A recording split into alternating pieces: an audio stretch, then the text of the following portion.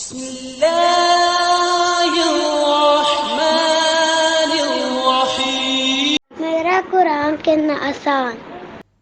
السلام علیکم دوستو، میں ڈاکٹر اسما نعیم اپنا چینل میرا قرآن کتنا آسان ہے کے ساتھ آپ کی خدمت میں حاضر ہوں۔ دوستو، آج ہم سورہ بقرہ میں جو اللہ تعالیٰ نے بنی اسرائیل کے سوالات یا تحفظات کا جواب دیا ان کو ڈسکس کریں گے۔ جب کلام خدا نازل ہوا تو بنی اسرائیل کے 5 بڑے تحفظات تھے۔ ایک تو یہ کہ کیونکہ یہ کتاب ان کے نسل کے کسی آدمی پر نازل نہیں ہوئی، اس لیے وہ اس کو تسلیم نہیں کریں گے۔ دوسرا بڑا اعتراض یہ تھا کہ جبرائیل علیہ السلام نے نعوذ باللہ یہ کتاب کسی غلط انسان پر نازل کر دی ہے۔ تیسرا بڑا اعتراض یہ تھا کہ جب ساری کتابیں اللہ تعالیٰ کی ہیں تو پھر سب میں مختلف باتیں کیوں کہی گئی ہیں۔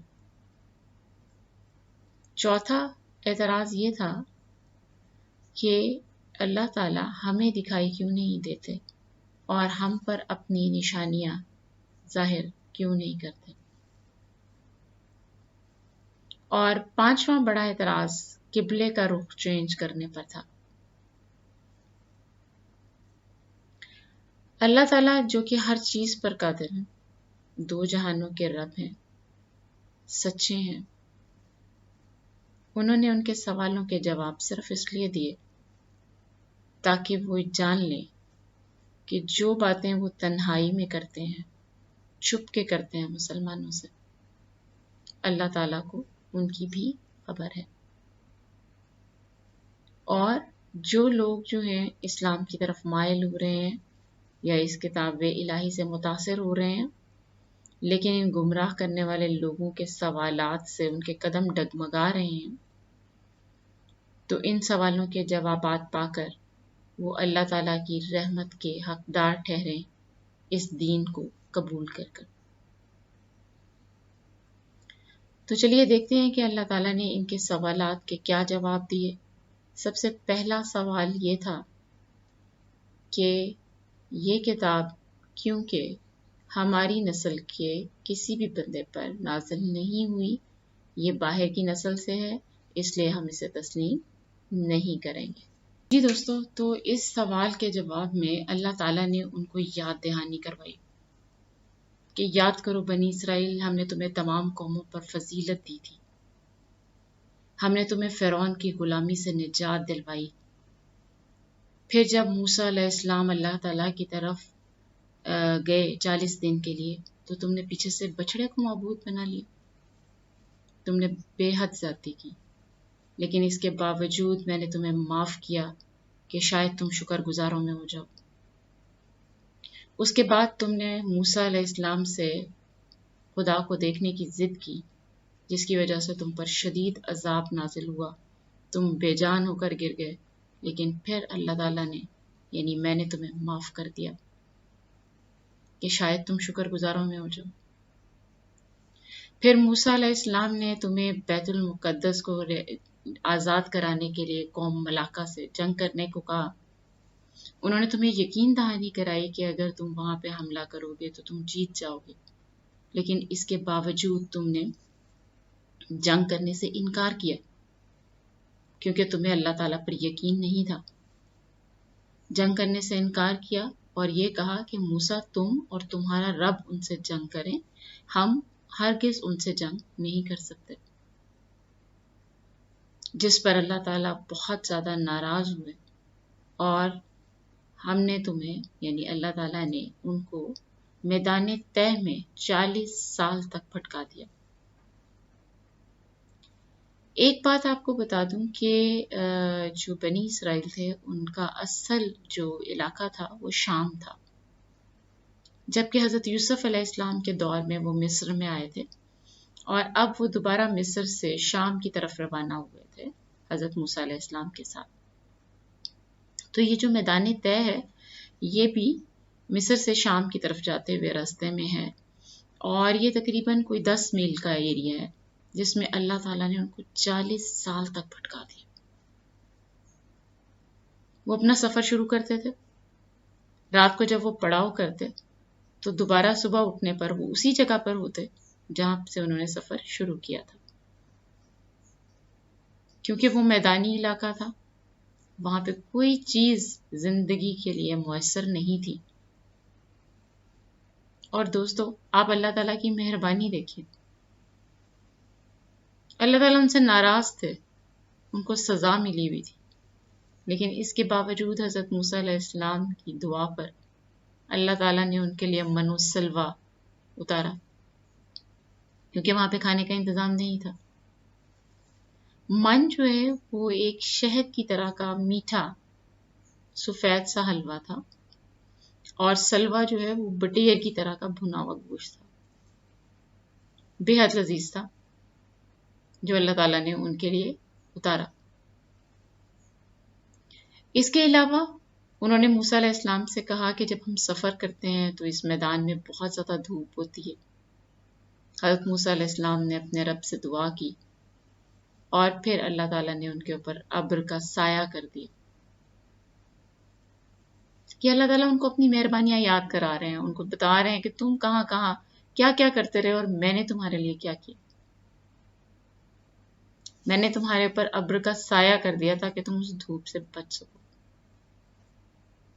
پھر جب ان کے کپڑے میلے ہونے لگے، کیونکہ آپ کو پتہ ہے زندگی کا اصول ہے، کپڑے گندے ہو جاتے ہیں، چھوٹے ہو جاتے ہیں، تو اللہ تعالیٰ نے ان کے لیے دیکھیے کیا نظام رکھا کہ ان کے کپڑے گندے نہیں ہوتے تھے، اور ان کے بچے جیسے جیسے بڑے ہوتے تھے ان کا لباس بھی ان کے جسم کے ساتھ ساتھ بڑا ہوتا جاتا تھا. اللہ تعالیٰ کی مہربانیاں دیکھیں کہ شاید اللہ تعالیٰ نے بنی اسرائیل سے کہا کہ شاید تم سمجھ جاؤ، شاید تم سمجھ جاؤ. اللہ تعالیٰ نے بنی اسرائیل کو حکم دیا تھا کہ تم من و سلوہ کو سٹور مت کرنا، کیونکہ من و سلوہ جو ہے ہر روز نازل ہوگا، اس لیے ان کو اس کو سٹور کرنے کی اجازت نہیں تھی. لیکن بنی اسرائیل کی قوم جو کہ سزا کاٹ رہی تھی، اس کے باوجود انہوں نے اللہ تعالیٰ کے حکم کی عدولی کی اور من و سلوہ کو محفوظ کرنا شروع کر دیا، اس خیال سے کہ اگر کل من و سلوہ نازل نہیں ہوا تو ہم کیا کریں گے، جس پر ان کی جو سٹور کی ہوئی خوراک تھی وہ خراب ہو گئی. جیسے کہ حضور پاک صلی اللہ علیہ وسلم نے فرمایا کہ اگر بنی اسرائیل من و سلوہ کو سٹور نہ کرتے تو خوراک کبھی خراب نہیں ہوتی. پہلی دفعہ خوراک یا گوشت جو ہے وہ سڑ گیا. اللہ تعالیٰ نے ان کو بتایا کہ جو دینے پر قادر ہے وہ اس کو ضائع کرنے پر بھی قادر ہے. آپ دیکھیے کہ بنی اسرائیل کو اللہ تعالیٰ یاد کروا رہے ہیں کہ تم کس قدر نافرمان تھے، لیکن میں نے پھر بھی تمہیں بار بار معاف کیا. پھر اللہ تعالیٰ نے ان کو یاد کرایا کہ جب انہوں نے من و سلوہ سے انکار کیا اور حضرت موسیٰ علیہ السلام سے کہا کہ ہم من و سلوہ کھا کھا کر تنگ آ گئے ہیں، ایک ہی طرح کی خوراک، آپ اپنے رب سے دعا کریں کہ وہ ہمیں زمین سے ککڑی، اناج، گیہوں اور سبزیاں دے جس کو ہم اگائیں اور پھر کھائیں. حضرت موسیٰ علیہ السلام نے ان کو سمجھایا کہ تم اچھے کے بدلے بری چیزیں کیوں چاہتے ہو. بری انہوں نے اصل میں ان کو کمپیئر کیا من و سلوہ سے اور کہا کہ تم ان کی بجائے یہ چیزیں کیوں چاہتے ہو. پھر بھی حضرت موسیٰ علیہ السلام نے اللہ تعالیٰ سے درخواست کی اور اللہ تعالیٰ نے ان کو کہا کہ تم ایک بستی میں داخل ہو جاؤ اور وہاں جا کر جو چاہے کھاؤ. لیکن ان کو ایک حکم دیا کہ جب تم بستی کے دروازے سے گزرو تو حطۃ کہو، مطلب اے رب مجھے معاف کر دو. لیکن بنی اسرائیل کی پتہ نہیں کیا عجیب سی ذہنیت تھی کہ جب انہوں نے اس دروازے سے گزر کے حطۃ کہنا شروع کیا تو آہستہ آہستہ گزرتے گزرتے انہوں نے اس لفظ کو تبدیل کر دیا، جس کے معنی معاف کر دینے کے نہیں تھے. یعنی اس حد تک سرکشی کہ وہ رب جو ان کو ہر بار معاف کر رہا ہے، ہر بار معاف کر رہا ہے، ان کی ہر غلطی کو معاف کر رہا ہے، ان کی ہر بات مان رہا ہے، پھر سرکشی،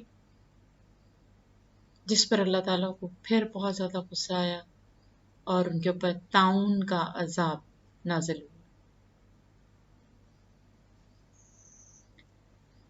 پھر انہوں نے حضرت موسیٰ علیہ السلام سے پانی کی درخواست کی، اور پانی جو ہے اس کے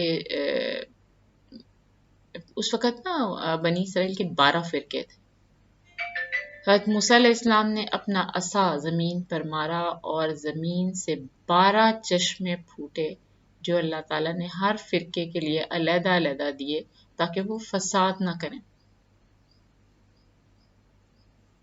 پھر اللہ تعالیٰ نے ان کو یاد کرایا کہ تم نے جو ہے کس طرح میں نے وہ گائے کا واقعہ یاد کرایا، اور ان کو بتایا کہ کیسے میں نے مردہ کو زندہ کیا، لیکن تمہیں پھر بھی اس کے بعد بھی ہوش نہیں ہے، تمہارے دل شاید پتھروں سے بھی زیادہ سخت ہو گئے، پتھروں سے تو پھر بھی چشمے پھوٹتے ہیں۔ پھر انہوں نے سبت کا قانون توڑا، اللہ تعالیٰ نے ان کو یاد کرایا کہ تم نے سبت کا قانون توڑا۔ سبت کا قانون کیا تھا کہ اللہ تعالیٰ نے ان کو ہفتے والے دن شکار کرنے سے، کچھ بھی کام کرنے سے، کھانے پینے سے منع کیا، اور کہا کہ یہ دن وہ صرف اللہ تعالیٰ کی عبادت کے لیے مخصوص کریں، یہاں تک کہ اپنے نوکروں سے بھی اس دن کام مت لیں۔ لیکن بنی اسرائیل نے اس عہد کو بھی توڑ دیا، جس کا ذکر آگے ہم قرآن پاک میں پڑھیں گے، جنہیں پھر اللہ تعالیٰ نے عذاب سے تنبیہ کی اور ان کو بندر بنا دیا۔ یعنی بار بار وہ اللہ تعالیٰ کے آپ کہہ لیں کہ اصولوں سے سرکشی کرتے تھے، اللہ تعالیٰ کی قائم کی ہوئی حدود سے نکل جاتے تھے، حالانکہ اللہ تعالیٰ ہر بار ان کو معاف کرتا۔ پھر اللہ تعالیٰ نے یاد کرایا کہ کیسے میں نے کوہ طور تمہارے سروں پر کھڑا کر کے تم سے عہد لیا تھا کہ تم اللہ پر ایمان لاؤ گے، نماز قائم کرو گے، یتیموں اور مسکینوں کا خیال رکھو گے، اپنے رشتہ داروں کا خیال رکھو گے، اپنے ماں باپ سے بھلائی کرو گے، بھلی بات کہو گے، اور کسی کو قتل نہیں کرو گے، کسی کو بے گھر نہیں کرو گے۔ لیکن تم نے پھر عہد شکنی کی اور تم نے اپنے عہد کو توڑ ڈالا۔ پھر یہی نہیں، تم نے جادو ٹونے شروع کر دیے، ہاروت اور ماروت سے جادو سیکھا، حالانکہ وہ اس جادو سکھاتے ہوئے تمہیں بتاتا تھا کہ یہ غلط ہے، بتاتے تھے کہ یہ غلط ہے، لیکن پھر بھی تم نے سیکھا اور اس سے معاشرے میں بہت بگاڑ پیدا کرنے کی کوشش کی، جیسے اللہ تعالیٰ نے اگزامپل دی کہ میاں بیوی کو علیحدہ کرنے کی کوشش کی۔ اور پھر اس کے علاوہ اور اس جادو ٹونے کو انہوں نے حضرت سلمان علیہ السلام سے مشروط کر دیا کہ جی وہ بھی ایسا کرتے تھے، جبکہ اللہ تعالیٰ نے کہا کہ حضرت سلمان علیہ السلام نے کبھی کفر نہیں کیا تھا۔ اور پھر حد یہ کہ تم نے نبیوں کو جو کہ اللہ تعالیٰ کے معصوم بندے تھے ان کو قتل کرنا شروع کر دیا۔ حضرت یحییٰ علیہ السلام کو قتل کیا، حضرت زکریا علیہ السلام کو قتل کیا، حضرت عیسیٰ علیہ السلام کو سولی پر لٹکا دیا۔ یعنی تم اتنے سرکش ہو گئے کہ تم نے نبیوں کو بھی قتل کرنا شروع کر دیا۔ اور اگر تم یہی کہتے ہو نا کہ تمہاری قوم میں سے کوئی آتا تو تم اس کے اوپر ایمان لاتے، تم یہ کیسے کہہ سکتے ہو جبکہ تم نے اپنی ہی نسل میں سے آنے والے لوگوں، انبیاء کو قتل کرنا شروع کر دیا تھا؟ تو کیا ایسا نہیں تھا کہ اگر تمہاری نسل میں سے آخری نبی آتے تو تم انہیں بھی قتل کر دیتے؟ اس طرح اللہ تعالیٰ نے بنی اسرائیل کو ان کی ساری باتیں یاد کروائیں کہ انہوں نے کہاں کہاں سرکشی اختیار کی، اور اللہ تعالیٰ نے ان کو ہر بار معاف کیا کیونکہ وہ 70 ماؤں سے بڑھ کر رحم کرنے والا ہے۔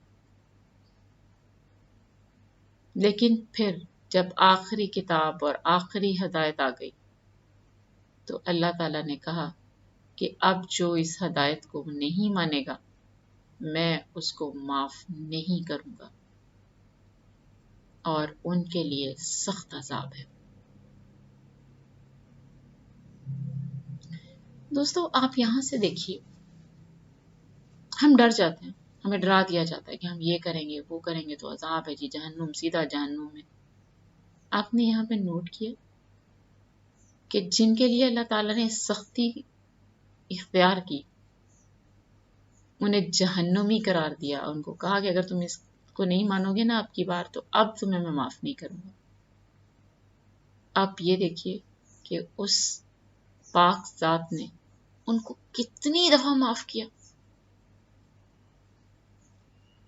70,000، ایک نہیں دو نہیں ہزار نہیں، 70,000 انبیاء بھیجے ان کی ہدایت کے لیے کہ شاید وہ شکر گزار ہو جائیں، لیکن نہیں۔ آپ بتائیے کیا اتنی سرکشی کوئی بھی برداشت کر سکتا؟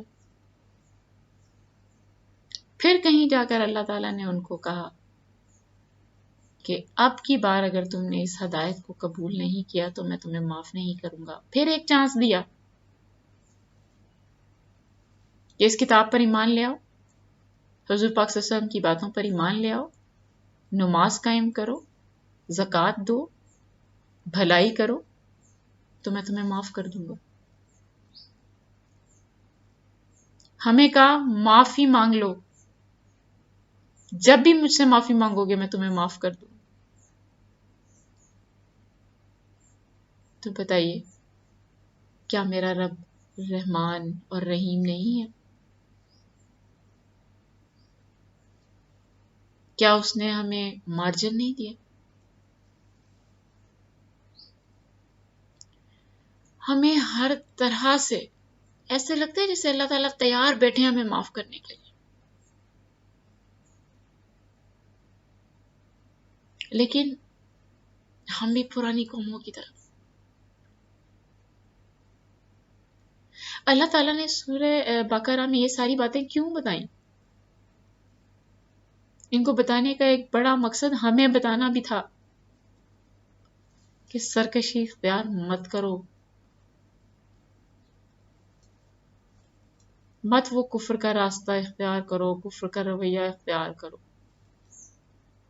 تاکہ میں تمہیں بخش سکوں۔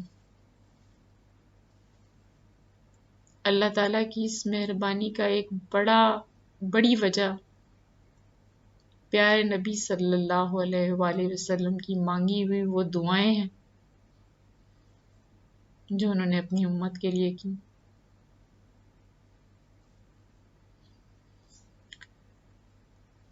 دوسرا بڑا سوال یہ تھا کہ جبرائیل نے کسی غلط شخص پر یہ کتاب نازل کر دی۔ اللہ تعالیٰ نے اس کا جواب دیا کہ جبرائیل علیہ السلام نے میرے حکم سے یہ کتاب حضور پاک صلی اللہ علیہ وآلہ وسلم کے قلب پر نازل کی ہے، اور اگر کوئی بھی اللہ پر، اس کے فرشتوں پر، رسولوں پر، جبرائیل علیہ السلام اور میکائیل علیہ السلام پر ایمان نہیں لاتا تو وہ دشمن ہے اپنا۔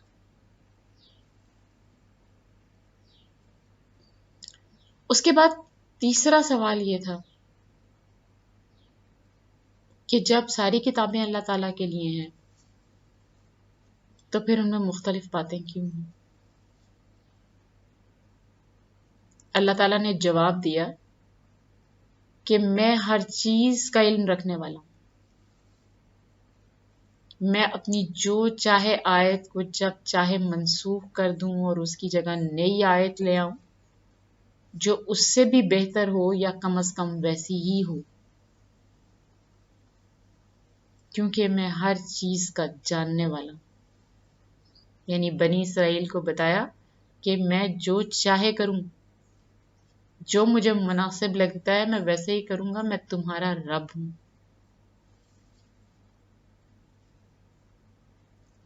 پھر نشانیوں والی بات آ گئی کہ جی اللہ تعالیٰ ہمیں نظر نہیں آتے اور ہم پہ اپنی نشانیاں کیوں ظاہر نہیں کرتے؟ تو اللہ تعالیٰ نے اس کا بہت ہی خوبصورت جواب دیا کہ عقل والوں کے لیے تو بے حد نشانیاں ہیں، زمین اور آسمان کی ساخت میں، دن اور رات کے آگے پیچھے آنے جانے میں، ان کشتیوں میں جو انسانوں کے نفع کی چیز لے کر دریاؤں اور سمندروں میں سفر کرتی ہیں، اس بارش میں جو ہم نے اوپر سے برسائی اور اسے زمین کو زندگی دی، اور اسی انتظام سے ہم نے بہت سی جانیں اور جان اور مخلوق اس زمین میں پھیلا دی، ہواؤں کے گردش کرنے میں، بادل جو آسمانوں اور زمینوں کے درمیان میں تابع فرمان ہیں اور اپنی حد سے نہیں نکلتے، ان سب میں اللہ تعالیٰ نے عقل والوں کے لیے بہت سی نشانیاں رکھی ہیں۔ مطلب دوستو اللہ تعالیٰ نے بتایا کہ تم اپنے ارد گرد نظر دوڑاؤ، ہر چیز میں تو اللہ تعالیٰ کی نشانی ہے۔ آسمان کی طرف دیکھ لو، زمین کی طرف دیکھ لو، اس میں سے اگنے والے اناج کی طرف دیکھ لو، بارش کی طرف دیکھ لو، دن اور رات کے آنے جانے کی طرف دیکھ لو، سورج کے نکلنے میں دیکھ لو۔ یعنی کون سی ایسی چیز ہے، کون سا ایسا کام ہے جو انسان کر سکتا ہے؟ سب کچھ اللہ تعالیٰ نے ہی تو کیا ہے ہمارے لیے۔ ابھی بھی ہم اس سے نشانیاں مانگ رہے ہیں، ابھی بھی ہم اس سے نشانیاں مانگ رہے ہیں۔ اور پھر آخری سوال، قبلے کا رخ چینج ہونے کا۔ تو اللہ تعالیٰ نے کہا کہ پہلا قبلہ تو میں نے اس لیے بنایا کہ میں امت محمدی صلی اللہ علیہ وآلہ وسلم کو آزما سکوں کہ کیا وہ کعبے کا رخ چینج ہونے سے حضور پاک صلی اللہ علیہ وسلم کا ساتھ دیں گے، اللہ کی بات مانیں گے، یا اس سے پھر جائیں گے۔ دوستو آپ دیکھیے، جب بھی ہم ایون پڑھائی کی، دنیا کی اگر ہم کسی بات کی بات کریں تو اس کے لیے بھی جو آپ کے لیے سرٹیفکیٹ یا ڈگری ملتی ہے، یا اس کی جو آپ کہہ لیں کہ فائنل ایکسیپٹنس ہوتی ہے، وہ کسی نہ کسی امتحان یا آزمائش کے بعد ہی ہوتی ہے۔ اسی طرح صرف منہ سے کہہ دینا کہ جی ہم اللہ پر ایمان لائے ہیں اور اللہ ایک ہے اور صرف نماز پڑھ لی یا اس طرح، تو اس سے یہ ثابت نہیں ہوتا کہ آپ کتنے اچھے مسلمان ہیں۔ تو اللہ تعالیٰ آزمائش لیتے ہیں، اللہ تعالیٰ گریڈنگ کرتے ہیں، امتحان لے کر، آزمائش لے کر، کہ کون فرسٹ ہے، کون سیکنڈ ہے، کون تھرڈ ہے، کس کے دل میں ایمان بہت زیادہ پختہ ہے اور کس کے دل میں تھوڑا کمزور ہے۔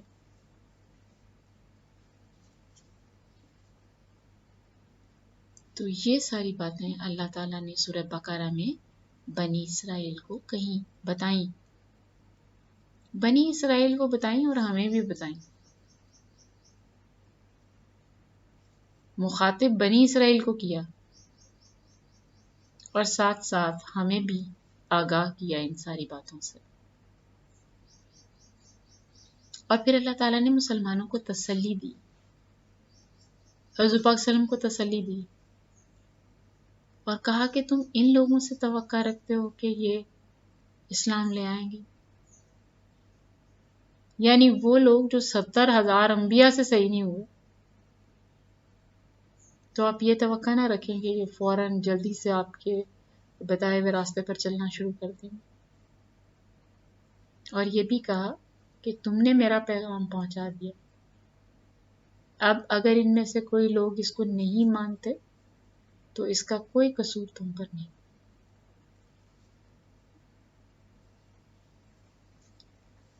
تو پیاری دوستو، آپ یہ ساری باتیں اپنے بچوں کو بھی بتائیے گا، خود بھی یاد رکھیے گا۔ اللہ تعالیٰ ہمیں ہر بات سے سبق سیکھنے کی توفیق عطا فرمائے۔ اس دعا کے ساتھ آپ سے رخصت چاہتی ہوں۔ اگلی ویڈیو بہت اہم ہے،